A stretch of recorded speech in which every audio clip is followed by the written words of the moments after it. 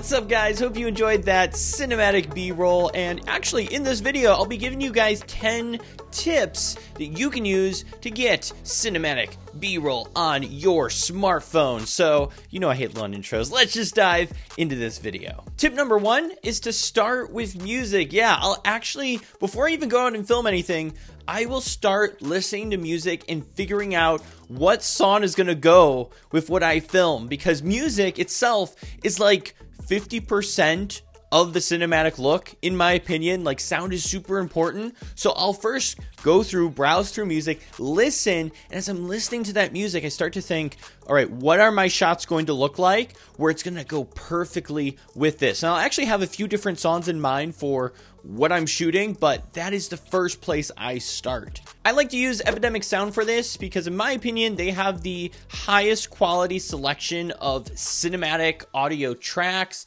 They also are the sponsor of this video, so thank you, Epidemic Sound, for that. But I've seriously been using them for years. They have over 40,000 soundtracks, over 90,000 sound effects, so you're bound to find something for whatever project that you're working on. And one of the coolest features that you'll probably end up using if you are trying to make cinematic videos is you can download the stems of a song. So that means, like, if you just want the bass track from a song, you can download it. If you just want the drums, you can just get that. If you just want the instrumentals with no drums or bass, you can do that. It's super easy to do on both computer and your mobile device. Simply click the download button, then click on all stems, and then click download. Then in the files, you'll have access to each section of the song, which is going to give you the ability to control the music the way you want it to go with your shot. So as you can see, you don't just have a song that you can drop in. You can just drop in parts of the song to make it fit the mood and the style that you're trying to go with for your cinematic shots. If you're interested in checking out Epidemic Sound, you can actually try them out free for 30 days with my link in the description.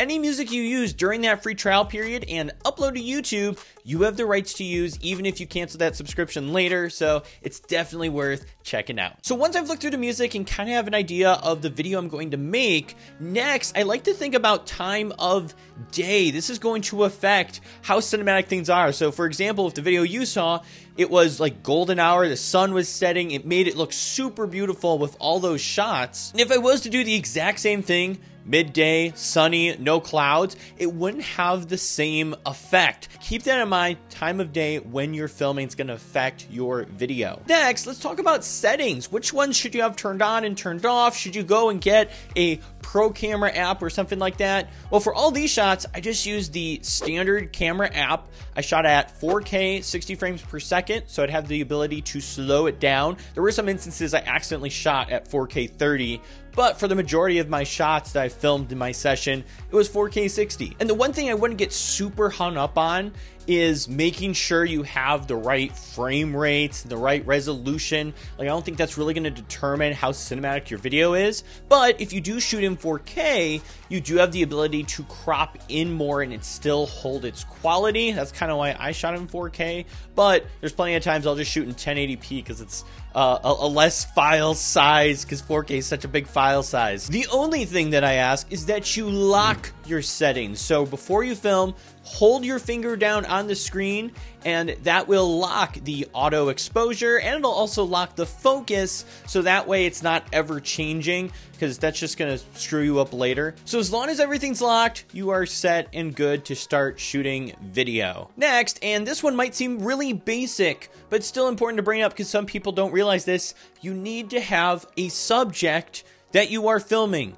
You need to have a point of interest with cameras, with video. We are showing viewers something, but what are we showing them? So have a point of interest where you're like, I'm trying to capture this object or this person or this experience. Pick a subject, pick an item in frame that you want to show viewers that's interesting, and point the camera at it. And how you point the camera at it is also important, which brings us to our next tip, which is the rule of thirds. Basically, on all cameras, even on a smartphone, you can go into settings and turn this on. You can turn on a 3x3 grid on your smartphone, and it'll kind of help you align things when you're filming. And to kind of explain what the rule of thirds is, let me put on a 3x3 grid on screen. So basically, you've got like 2 intersecting points here, 2 intersecting points here. Normally, if you can align your subject with those intersecting points, it's just a more appealing video or image. So for example, here I would be in the rule of thirds, which is normally an appealing way to video someone or an object. It could also be off to the side if I wanted to. And you'll notice in the bridge shot, or in the shot of the helicopter, or even the shot of Statue of Liberty, I kind of have the subject off to the side a bit, kind of where that rule of thirds is, to kind of get the shot. And another thing with the rule of thirds is if your subject is moving in a certain direction, for example, the helicopter in my shot, it is moving from left to right, I should leave openness on the far right side so we can see where the helicopter is going. If I had the rule of thirds for the helicopter and I did the right furthest point of the rule of thirds, we can't see where the helicopter is going.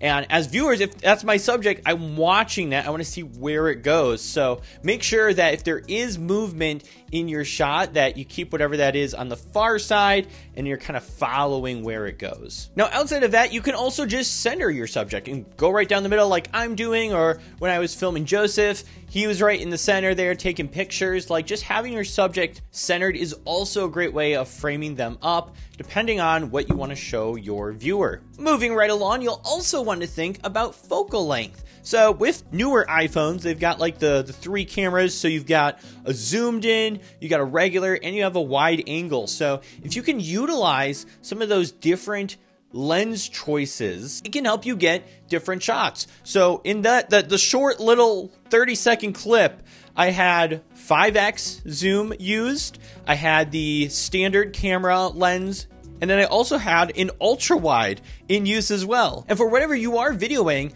mess around with those focal lengths. A big part of getting the cinematic look and getting B-roll is experimenting and trying different things. So experimenting and using the different focal lengths and moving yourself around, super useful. And kind of going along right with that is to take a lot of shots. I've heard some people say, don't take a lot of shots, which, I mean, to each their own, but I find when I'm taking more video clips and I'm experimenting, I'm filming this and I'm filming that and I'm filming at this angle and then I'm filming it zoomed in, I'm doing all these different attempts, it's allowing me to practice. It's allowing me to get better at shooting cinematic video. So don't be afraid to press record a whole bunch, but also at the same time, make sure you're doing it purposefully. Don't just film 2 hours just cause.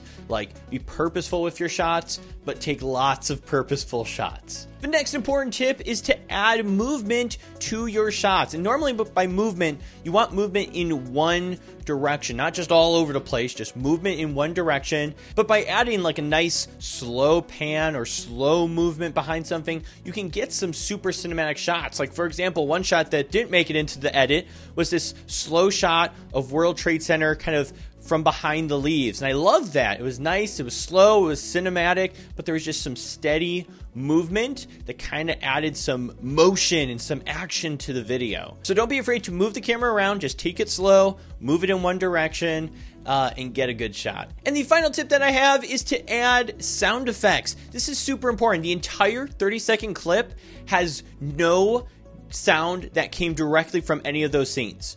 That was all sound effects from Epidemic Sound that I added. So the helicopter noise was added, the sound of the water and the seagulls was added, the camera shutter, the boat noise, the horn on the boat and all the sea waves around that boat. That was all external sound, and that helps the scene. It seems like you had like an audio team there to like capture all these noises and that your microphone was super great, when really I was just shooting on my phone and I didn't use any of the regular sound from the video. But also when you add in all those sound effects, I can't really describe it, but it just makes it so immersive because you have all the sounds of what you would actually hear there that your phone may not be able to pick up as much as you heard it in person. So add those little things in there. Add all the little ambient noises that you would expect to hear in whatever scene you're filming, and that just makes it so more interesting and engaging. And again, Epidemic Sound, they have 90,000 sound effects. You're gonna find a sound there that's going to work with your scene. So